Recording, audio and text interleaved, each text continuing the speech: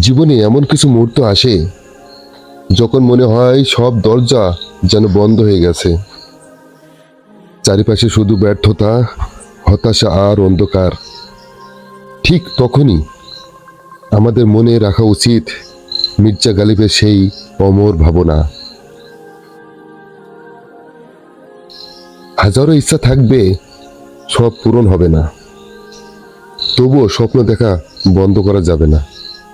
জীবন কখনো সহজ ছিল না, আজও নয়। কিন্তু যারা বড় হয়েছেন তারা সহজ পথ বেছে নেয়নি। তারা কষ্টকে শিক্ষক বানিয়েছেন, ব্যর্থতাকে সিঁড়ি বানিয়েছেন, আর চোখে জল রেখেছেন নতুন ভোরের স্বপ্নর দিকে।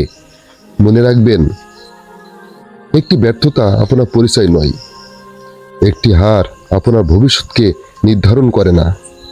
যতক্ষণ আপনি চেষ্টা করবেন ততক্ষণ আপনি হেরে যাননি। মানুষ আপনার নিয়ে সমালোচনা করবে, আপনাকে থামাতে চাইবে, আপনার স্বপ্নকে অসম্ভব বলবে। কিন্তু ইতিহাস সাক্ষী, যারা নিজের উপর বিশ্বাস রেখেছেন তারা একদিন ইতিহাস লিখেছেন। তাই আজ থেকে নিজের ভয়কে জয় করুন। অতীতের ব্যর্থতা বিদায় জানান, নতুন করে শুরু করুন। কারণ প্রতিটি সূর্যোদয় নতুন সকালের আশা নিয়ে আসে। মির্জা গালিবের জীবন আমাদের শেখায়, আশা হারিয়ে ফেলাই প্রকৃত পরাজয়।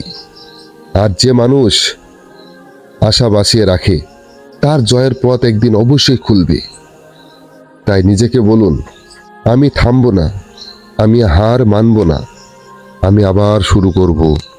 কারণ আমার স্বপ্ন এখনো বেঁচে আছে। যদি এই কথাগুলো আপনার হৃদয় ছুঁয়ে যায়, তাহলে আজই নিজের জীবনের জন্য একটি সিদ্ধান্ত নিন।